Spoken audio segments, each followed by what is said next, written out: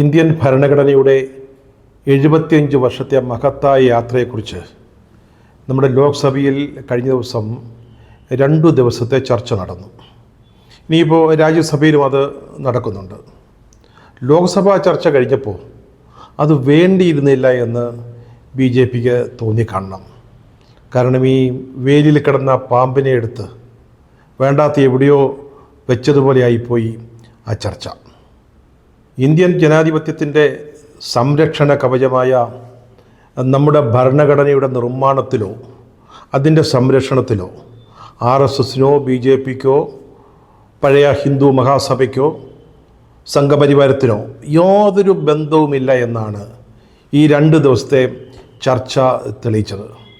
അവരെപ്പോഴും നമ്മുടെ ഭരണഘടനയെ എതിർത്തവരാ, അത് അടിമുടി അഴിച്ചു പണിയണമെന്ന് വാദിച്ചവരാ. ചർച്ചയിൽ അത് കൃത്യമായിട്ട് വളരെ വ്യക്തമായിട്ട് തെളിഞ്ഞു. ഭരണഘടനയുടെ പേരിൽ എന്തോ നേട്ടമുണ്ടാക്കാമെന്ന് കരുതി വന്ന BJP അല്ലെങ്കിൽ സർക്കാർ പക്ഷം അവസാനം വസ്തുതകളുടെ മുമ്പിൽ വാലും ചുരുട്ടി ഓടുകയാണ് ഉണ്ടായത്. സ്വാതന്ത്ര്യ സമരത്തിൻ്റെ പ്രതീകങ്ങളെയും അതിന് നേതൃത്വം കൊടുത്ത നേതാക്കളെയും കോൺഗ്രസ്സുകാരായ നേതാക്കളെയും സ്വന്തമാക്കാൻ കാട്ടിയ വൈഭവം അല്ലെങ്കിൽ ആ സാമർഥ്യം അത് ഈ ഭരണഘടനയുടെ കാര്യത്തിലും ഉണ്ടാക്കാം എന്ന് കണക്കാക്കി കരുതിക്കൊണ്ടാണ് ഈ ചർച്ചയുമായിട്ട് BJP സർക്കാർ വന്നത്.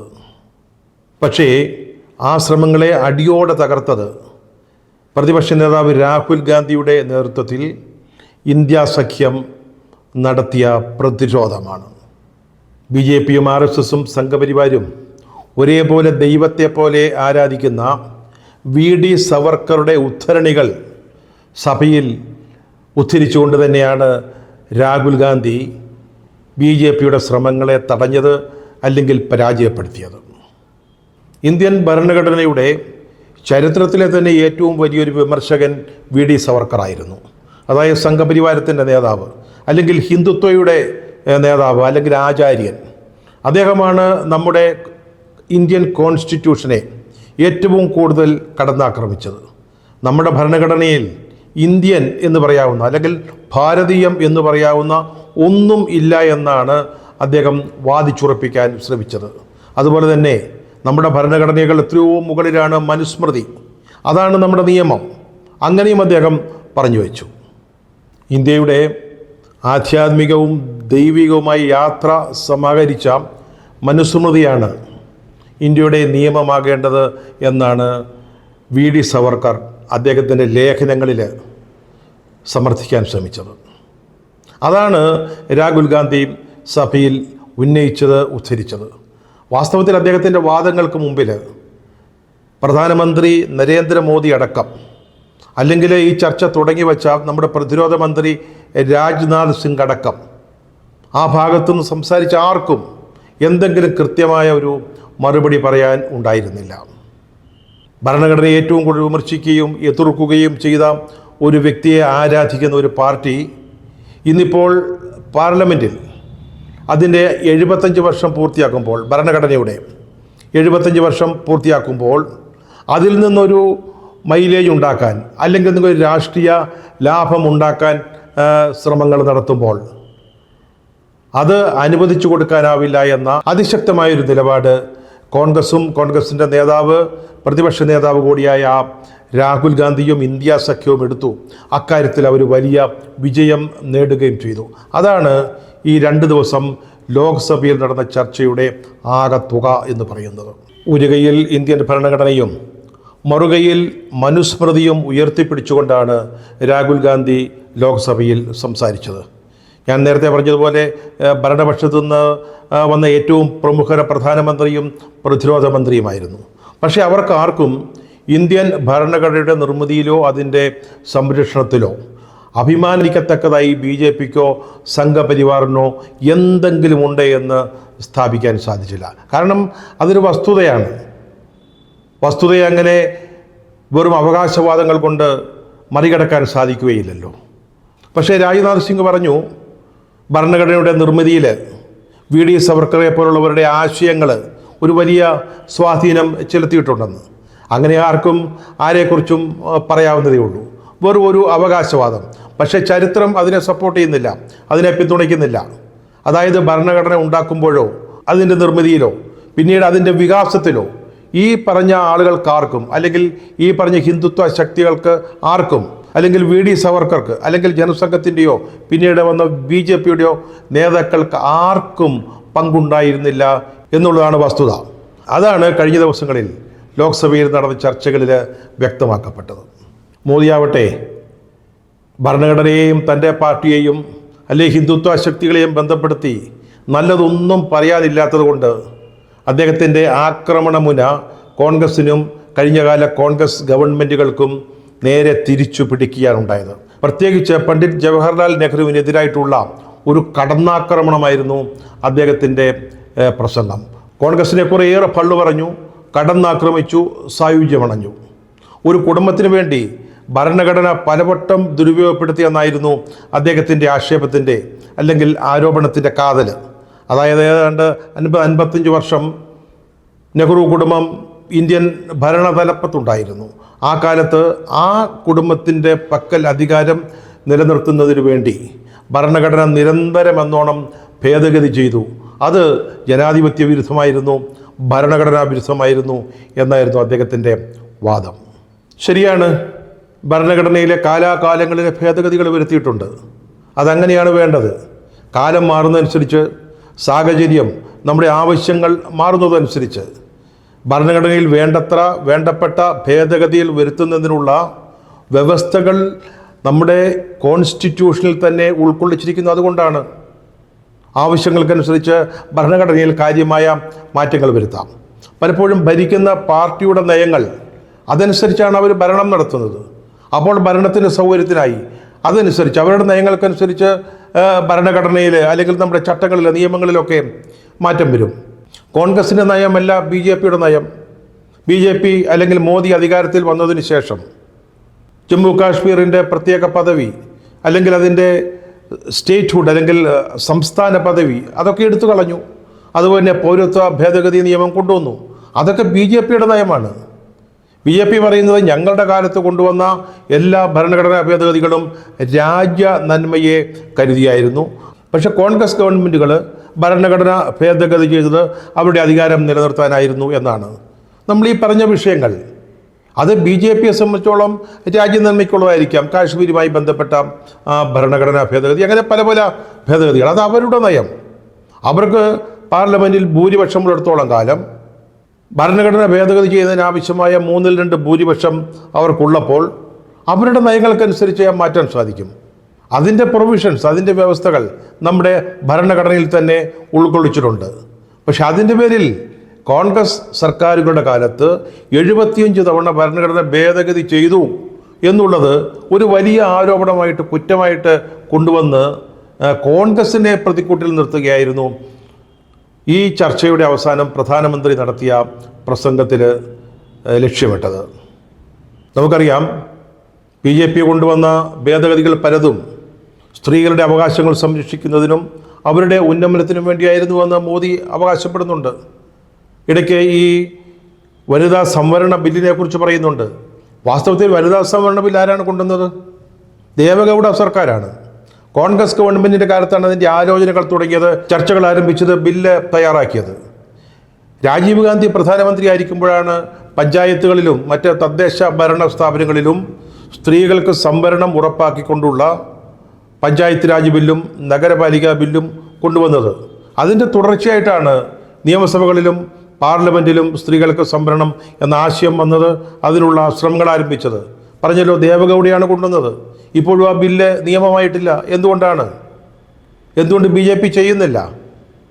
ഇന്നിപ്പോൾ BJP ആരുടെ പിന്തുണയെ ആശ്രയിച്ചാണോ ഭരണത്തിൽ തുടരുന്നത്, ആ party JDU, Janata Dal U, Nitish കുമാറിൻ്റെ പാർട്ടി, ആ പാർട്ടിയാണ് വനിതാ സംവരണ ബില്ലിനെ ഏറ്റവും ശക്തമായി എതിർത്തത് എന്ന് മറക്കരുത്.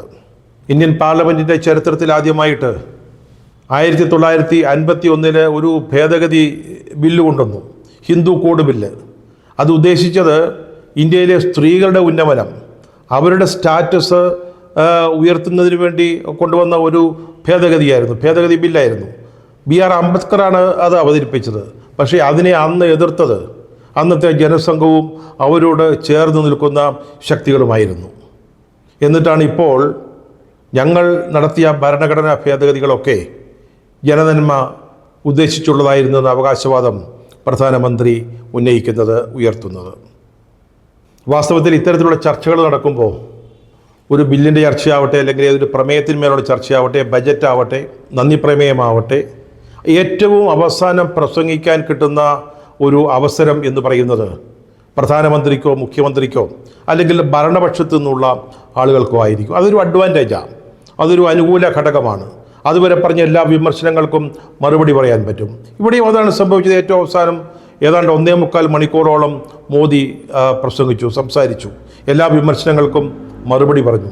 പക്ഷേ നമ്മൾ ആ ചർച്ച മൊത്തത്തിൽ നോക്കുമ്പോൾ ഭരണപക്ഷത്തേക്കാൾ ഒരുപടി മുമ്പിൽ നിന്നത് പ്രതിപക്ഷമായിരുന്നു എന്ന് കാണാൻ സാധിക്കും. കാരണം എന്താണെന്ന് ചോദിച്ചാൽ, ചർച്ച ചെയ്യുന്ന വിഷയത്തിൻ്റെ പേരിൽ ഭരണകക്ഷിക്ക് അഭിമാനിക്കാൻ തക്കതായിട്ടൊന്നും ഉണ്ടായിരുന്നില്ല എന്നുള്ളതാണ്. നേരത്തെ പറഞ്ഞല്ലോ, ഭരണഘടനയുടെ നിർമ്മിതിയിലോ സംരക്ഷണത്തിലോ ഒരു പങ്കുമില്ലാത്തൊരു പാർട്ടി ഇന്നിപ്പോൾ അതിനുവേണ്ടി വലിയ വാദം ഉന്നയിക്കുകയാണ്, ഭരണഘടനയോട് വലിയ പ്രണയം അഭിനയിക്കുകയാണ്. പ്രധാനമന്ത്രി പ്രസംഗിക്കുന്ന തലേ ദിവസം തൃണമൂൽ കോൺഗ്രസ് നേതാവായ മഹുവ മൊയ്ത്ര ഒരു കാര്യം പറഞ്ഞു.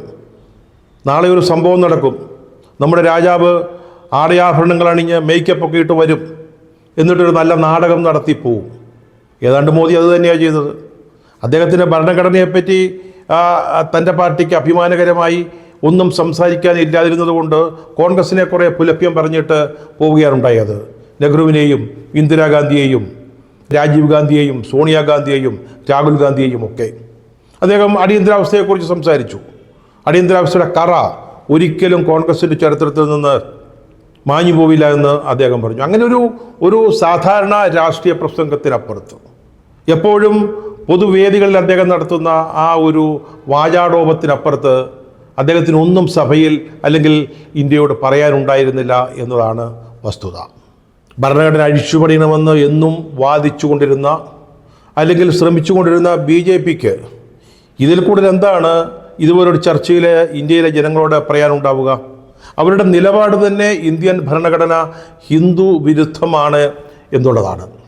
1998 മുതൽ 2004 വരെ അധികാരത്തിലുണ്ടായിരുന്ന വാജ്പേയി സർക്കാർ ഭരണഘടനയുടെ അടിസ്ഥാന ഘടന തന്നെ മാറ്റാൻ ഒരു ശ്രമം നടത്തി. അതിനായിട്ടൊരു കമ്മിറ്റിയെ വെച്ചു. പക്ഷേ വലിയ പ്രതിഷേധം, ശക്തമായ എതിർപ്പുണ്ടായി. അന്ന് KR നാരായണനാണ് നമ്മുടെ രാഷ്ട്രപതി. അദ്ദേഹം ഇടപെട്ടു. അദ്ദേഹം പറഞ്ഞു, ഈ രീതിയിലൊരു കമ്മിറ്റി ഉണ്ടാക്കാൻ സാധ്യമല്ല. ഈ കമ്മിറ്റിയുടെ ടേംസ് ആൻഡ് റെഫറൻസിൽ, അതായത് അവരെ പരിഗണിക്കുന്ന വിഷയങ്ങളിൽ വളരെ കൃത്യമായിട്ട് അദ്ദേഹം നിർദ്ദേശിച്ച വാചകം എഴുതി ചേർക്കണം എന്ന് പറഞ്ഞു. അതിതായിരുന്നു, ഭരണഘടനയുടെ അടിസ്ഥാന ഘടന മാറ്റാൻ പാടില്ല എന്നുള്ളത്.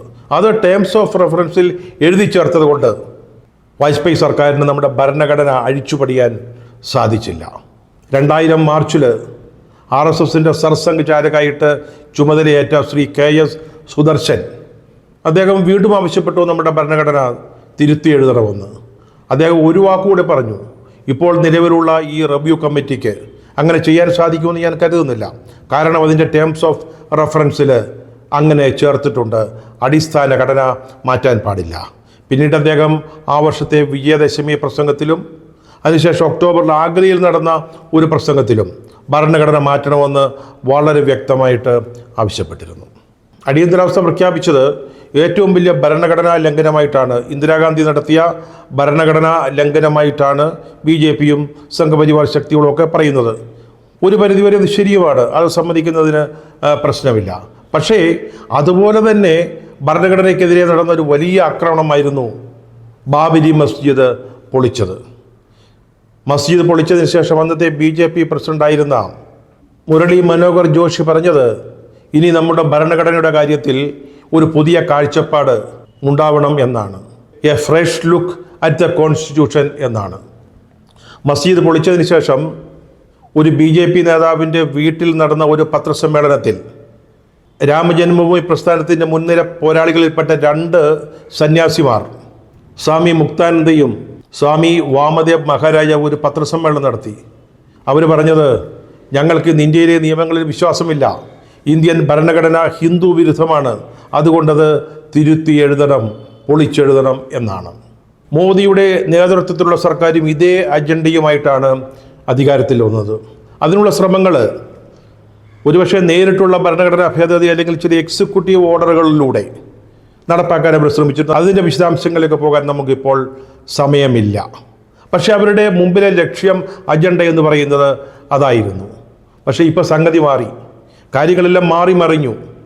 രാഹുൽ ഗാന്ധിയുടെ നേതൃത്വത്തിൽ നടന്ന ഭാരത ജോഡോ യാത്ര ഉണ്ടാക്കിയ ഒരു വികാരം, അതിനെ തുടർന്ന് ലോക്സഭാ തെരഞ്ഞെടുപ്പിൽ ഇന്ത്യ സഖ്യം, കോൺഗ്രസ്, രാഹുൽ ഗാന്ധി മുന്നോട്ട് വെച്ച ഒരു കാമ്പയിൻ, അതായത് ഭരണഘടനയെ സംരക്ഷിക്കുക, ആ പ്രചാരണം, അതിൻ്റെ ഫലമായിട്ടുണ്ടായ തെരഞ്ഞെടുപ്പ് ഫലം.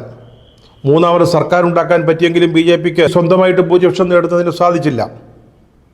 400 സീറ്റ് ലഭിക്കുകയായിരുന്നെങ്കിൽ ഭരണഘടന ഭേദഗതി ചെയ്യും എന്നുള്ളതായിരുന്നു അവരുടെ പ്രഖ്യാപനം, അവരുടെ ലക്ഷ്യം. പക്ഷേ തെരഞ്ഞെടുപ്പ് ജനവിധി മറ്റൊന്നായിരുന്നു. അപ്പോൾ അവർ പ്ലേറ്റ് മാറ്റി.